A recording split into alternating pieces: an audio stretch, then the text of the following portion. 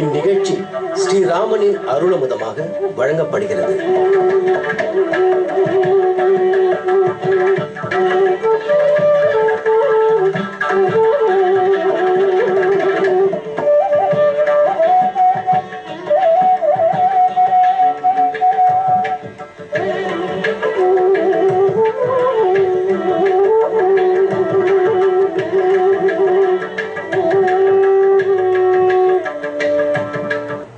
கற்பாரி ராமபிரானையல்லால் மற்றும் கற்பரோ புற்பா முதலா புல்லெரும்பாதி ஒன்னெண்ணியே நற்பால் அயோத்தியில் வாழும் சராசரம் முற்றவும் நற்பாலுக்குய்த்தனன் நான்முகனார் பெற்ற நாட்டுளே. இந்த பாடல் ஆழ்வார்களிலே தலைவராக கொண்டாடப்படும் நம்மாழ்வார் பாடியது. அவர் கண்ணனிடத்தில் மிகுந்த பக்தி கொண்டவர். ஆனால் அவரே ராமனை பற்றி இப்படி கொண்டாடுகிறார். நாம் கற்க வேண்டுமானால், பயில வேண்டுமானால் ராமனைத்தான் கற்க வேண்டும். கல்விக்கு விஷயமாக ராமனே உள்ளான். அனைத்துலகும் போற்றும் கருணையே வடிவான ராமன் தான் ஸ்ரீவைகுண்டத்துக்கு செல்லும் போது, அதாவது தான் வந்த காரியமெல்லாம் முடித்து 11,000 ஆண்டுகள் கழித்து திரும்பும் போது அயோத்தியில் இருந்த அனைவரையும் வைகுந்தத்துக்கு அழைத்து போனான். இந்த கருணைமிக்க செயல் வேறு யாரால் இயலும்? அது கண்டுதான் ஆழ்வார் மயங்கி போய், கற்பார் இராமபிரானை அல்லால் மற்றும் கற்பரோ என்று பாடுகிறார். தினமும் ராமநாமத்தை கற்றோமானால் அத்தனை புண்ணியம், நம்முடைய பாபங்கள் எல்லாம் விலகுகின்றன. ராமநாமம் போகிற உயிரை கூட தடுக்கும். எங்கு யார் பிரிந்து வாடினாலும் சமாதானப்படுத்தும். நீங்காத வியாதியை கூட பொறுத்து கொள்ளுகிற அளவுக்கு மன வலிமையை நமக்கு கொடுக்கும். இப்படிப்பட்ட ராமநாமம் வால்மீகியால் பேசப்பட வேண்டும், ஹனுமானால் சங்கீர்த்தனம் பண்ணப்பட வேண்டும். எல்லாருக்கும் ராமன் உதவுகிறான். அவன் கைப்பிடித்த தர்மபத்னியான சீதை, அவளுக்கு உதவ வேண்டாமா? ஆனால் அந்தோ பொன்மானின் பின்னே சென்றான் ராமன். அதே சமயத்தில் லக்ஷ்மணனும் அவனை காப்பாற்றுவதற்காக சீதையால் ஏவப்பட்டு பின்தொடர்ந்தான். இவர்கள் இருவரும் இல்லாத போது கபட சந்நியாசி வேடத்தை எடுத்துக்கொண்டு ராவணன் வந்து சீதையினிடம் பசப்பு மொழிகள் பேசி பார்த்தான். இறுதியில் தன் சுய வடிவத்தை எடுத்துக்கொண்டு சீதையை பெயர்த்தெடுத்து ஆகாச மார்க்கத்தில் தன் தேரோடு பறந்தான். யார் தடுத்து கேட்க போகிறான்? நல்ல வேளை, தசரதனுக்கு உயிர் தோழன் போன்ற ஜடாயு, பெரிய கழுகு, கழுகுகளுக்கெல்லாம் அரசர். அவர் ராமனிடத்தில் மிகுந்த அன்பு கொண்டவர். நம் ராமனின் மனைவியை ராவணன் நீச்சம் தூக்கி போகிறான், விடக்கூடாது. அவனோடு போராடியாவது நம் ராமனை, நன்கு சீதையை ரட்சித்து கொடுக்க வேணும் அப்படின்னு ஜட்டாயு நினைக்கிறார். ராவணனோடே சண்டையிட போகிறார். இந்த எண்ணம் எளிதில் யாருக்கும் வருமா? ராவணனை போன்ற ஒரு வலிமை படைத்தவனை எதிர்ப்பதற்கு ஒரு கழுகுக்கு எண்ணம் வருகிறது. நாமான் நமக்கேன் வந்ததுன்னு ஒதுங்கி இருப்போம். தேவர்களாரும் தடுக்கவில்லை. அவர்களுக்கு தங்கள் காரியம் நடக்க வேண்டுமே. சீதையை தூக்கி போனால்தான் ராமனுக்கு கோபம் வந்து ராவணனோடே சண்டையிடுவான். அப்போதுதான் ராவணன் அழிவான், அரக்கர்கள் முடிவார்கள் என்று தங்கள் காரியத்திலேயே குறியாக இருந்தார்கள் தேவர்கள். அவர்கள் உதவிக்கு வரவில்லை. ஏற்கனவே காற்றோ நெருப்போ சூரியனோ ராவணனை கண்டு பயந்திருக்கிறார்கள். அவர்களும் எதிர்க்க துணியவில்லை. இவர்கள் ஆருக்கும் இல்லாத துணிவு கழுகரசனுக்குத்தான் வந்தது. ராவணனை எதிர்க்கிறார், சண்டையிடுகிறார். இறுதியில் போரில் முடிந்தே போனார். குற்றியரும் குறையுருமாக கிடந்தார். ராமன் அப்போது வந்துதான் ஜட்டாயுவை கண்டான். அவருக்கு ஈமச்சடங்குகளை செய்து வைகுந்தத்துக்கே அனுப்பி வைத்தான். இந்த கதை பார்க்க போகிறோம். எந்த இடத்திலிருந்து பார்க்க போகிறோம்? ரொம்ப ஆச்சரியமான கோவில். அரக்கோணத்துக்கு அருகே ரயில் அடியிலிருந்து சுமார் 1/2 கிலோமீட்டர் தூரத்தில் உள்ள பேருந்து நிலையத்திலிருந்து ஒரு 1/2 கிலோமீட்டர் இருக்கும். ரயில் அடியிலிருந்து 1 கிலோமீட்டர் இருக்கலாம். அரக்கோணத்தில் ராஜாஜி நகர் சுவால்பேட்டில் உள்ள கோதண்டராமசுவாமி கோயில். சிறு கோயில், ஆனால் தனித்தனி கோயில். மொத்த கோவிலும் பெரிதாக உள்ளது. கோயிலுக்குள்ளே பல சிறு சிறு கோவில்கள் உள்ளன. இதோ வாசலில் நுழைகிறோம். ரொம்ப ஆச்சரியமான முகப்பு வரவேற்கிறது. தசாவதாரத்தை சிற்ப வடிவத்தில் வைத்திருக்கிறார்கள். மத்ஸ்ய, கூர்ம, வராக, நரசிம்ஹ, வாமன, பரசுராம, ராம, பலராம, கிருஷ்ண என்று 10 அவதாரங்கள் முக்கியத்துவம் பெற்றவை. அந்த அவதாரங்களை எல்லாம் சேவித்துக் கொள்கிறோம். இது ஒரு ரொம்ப பரபரப்பு மிக்க அங்காடி, மார்க்கெட் ஏரியான்னு சொல்றேன். அதற்கு உள்ளேயே அமைந்திருக்கிறது.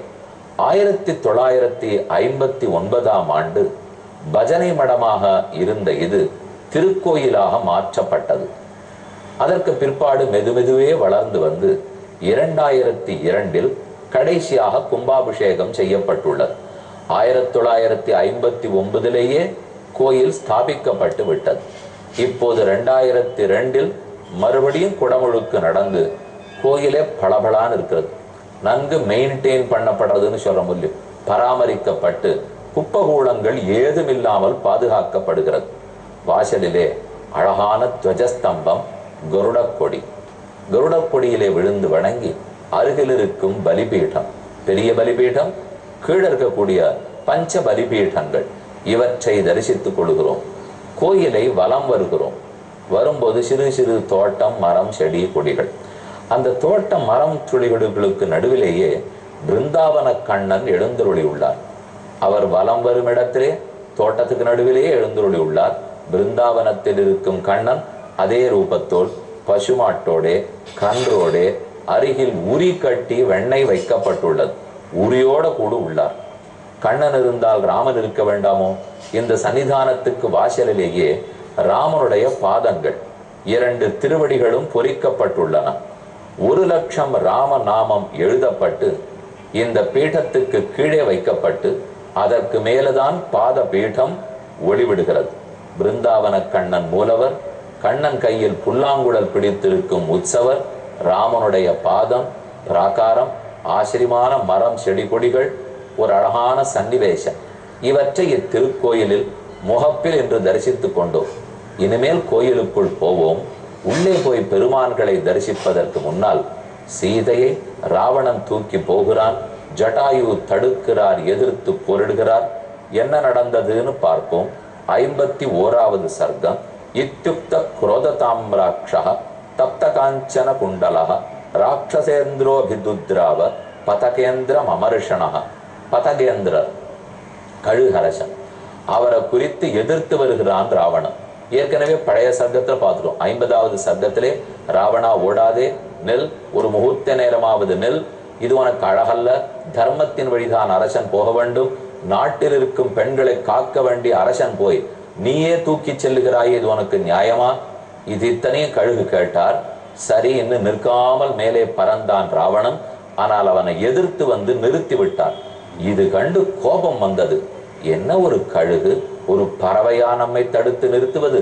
விட்டேனா பார் என்று தன்னுடைய வில்லை எடுத்தான். அம்புகளை பூட்டினான். சதானி சரஜாலானி கிருத்ர பத்ரதேஸ்வரஹ ஜட்டாயு பிரதிஜக்ராக ராவணாஸ்திராணி சயுகே. பரீசையாக அம்புகளை பொழிய அதத்தனையும் அமர்ந்திருந்த ஒரு மரத்தின் கொடியில் தானே அவர் அமர்ந்திருந்தார். அந்த கிளையில் போய் அவரை தைத்தது. அவருடைய உடலிலும் கன்னங்களிலும் நக கணுக்களிலும் தைக்கும்படிக்கு அம்புகளை விட்டான். ஆனால் எதற்கும் அவர் சளைக்கவில்லை. தஸ்ய தீக்ஷ்ண நகாபியாந்து சரணாபியாம் மகாபலா சகார பகுதா காத்ரே விரணான் பதக சத்தமக. எங்கெங்கெல்லாம் பட்டதோ அங்கெல்லாம் ரணம் ஏற்பட்டது. வயதான தோல். இதே அவர் பிறந்த போது இருக்கிற இளமை இருக்குமானால் இவ்வளவு நேரத்துக்கு துண்டாடி இருப்பார் ராவணனை. ஆனால் இவன் இளைஞன். அவரோ 60,000 வருடங்கள் வாழ்ந்தவர். அடித்த பட்ட அம்புகளெல்லாம் ரணம் ஏற்படுத்தினார்.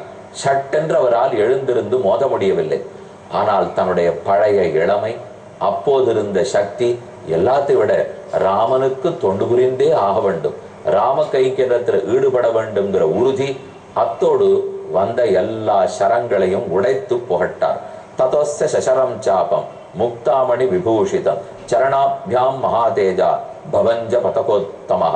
உடனே அந்த கிளையிலிருந்து புறப்பட்டு வேகமாக வந்து, கழுகு எந்த வேகத்துல வரும்னு தெரியும், எவ்வளவோ தூரத்துல பறந்திருந்தாலும் கீழே ஒரு குழந்தை தின்பண்டம் வைத்து கொண்டிருந்தால் ஒரு காற்று வேகத்துல கீழே வரும், கொத்தி கொண்டு போய்விடும்.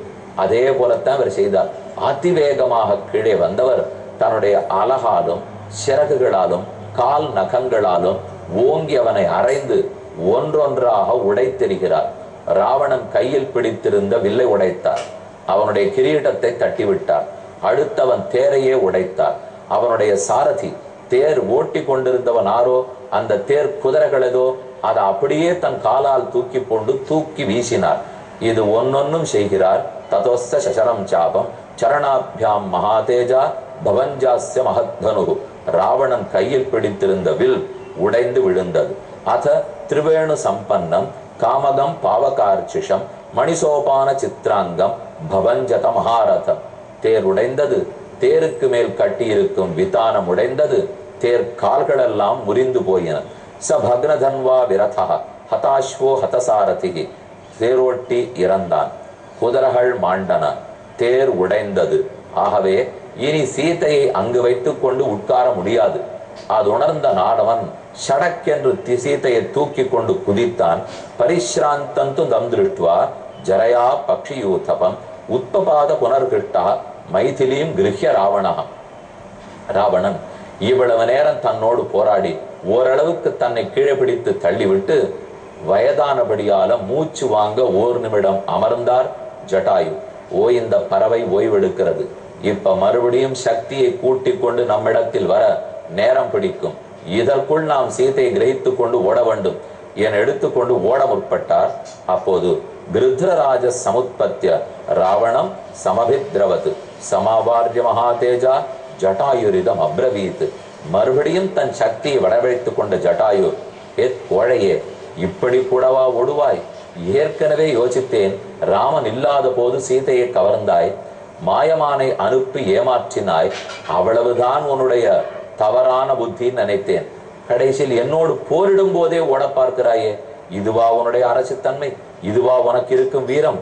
ஓடாதே. அல்பபுத்தே ஹரசேனாம் வதாய கலு ரக்ஷசாம். இது நீ அல்ப புத்தி, இவளை தூக்கி கொண்டு ஓடுகிறாய்ப்பார்.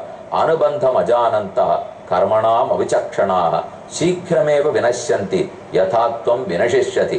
தாம் செய்யும் செயல் இன்று மட்டும் எப்படி இருக்குங்கிறத பார்த்து செயல்படுகிறானே, அவன் சீக்கிரத்தில் அழிந்து போவான். நான் இப்போது செய்யும் செயல் நாளை, அடுத்த ஆண்டு, அடுத்த பிறவி, வரும் பிறவிகள் அனைத்திலும் இந்த செயல் எனக்கு என்ன பலத்தை கொடுக்கும் யோசிக்கிறானே, அவன்தான் உயர்ந்தவன். இப்போது நீ என்ன செய்கிறாயோ அதன் பலத்தை உணராமல் செய்கிறாய். இப்படிப்பட்டவன் சீக்கிரத்தில் அழிந்து போவான். பத்தஸ்தம் காலபாசேன குகதஸ்தஸ்ய மோக்ஷசே வதாய வடிசம் கிருஹ்ய சாமிஷம் ஜலஜோயதா.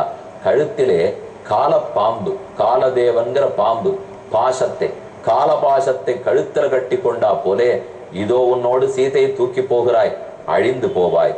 பரேத காலே புருஷா யத்கர்ம பிரதிபத்தியதே விநாசாயாத்மனோ தர்மியம் பிரதிபன்னோசி கர்ம தத். முடியும் காலத்தில் யோசிக்காமல் எப்படி சிலர் செயல்படுவார்களோ அதை போல் உனவும் முடிவு காலம் நெருங்கிவிட்டது. நீ அப்படி செய்கிறாய் போலும். ஓடாதே, நெல், என்னோடு போரிடு, என்னை அழித்து விட்டு தான் மேலே நீ போக முடியும். எனக்கு அரை கூவல் விடுத்தார். பார்த்த ராவணன், இனி இவரை விட்டு வைப்பது கூடாது, ஆனால் நின்றால் நமக்கு நேரமாகிறது, சீதையை தூக்கி கொண்டு இந்த இடத்தை தாண்டி போக வேண்டும் என்று மேலும் வேகமாக போனால் அவனை ஓடி வந்து தாக்கி அவன் முதுக கிழித்து சீதையை கீழே விட வைக்கிறார். அப்புறம் நடந்ததை கேட்போம். ஓர் அறிவிப்பு. ஆகஸ்ட் மாசம் 2, 3, 4 ஆகிய தேதியில் உடுமலைப்பேட்டையில் ஸ்ரீ ராமையர் கல்யாண மண்டபம் வஉசி தெருவில் மாலை 6:30 மணிக்கு ஹனுமான் பெருமை, பக்தர்களான ஆழ்வார்களின் பெருமை. அவசியம் உடுமலைப்பேட்டை சுற்றி இருக்கும் பக்தர்கள் வந்து கலந்து கொள்ள வேண்டுகிறேன். இந்நிகழ்ச்சி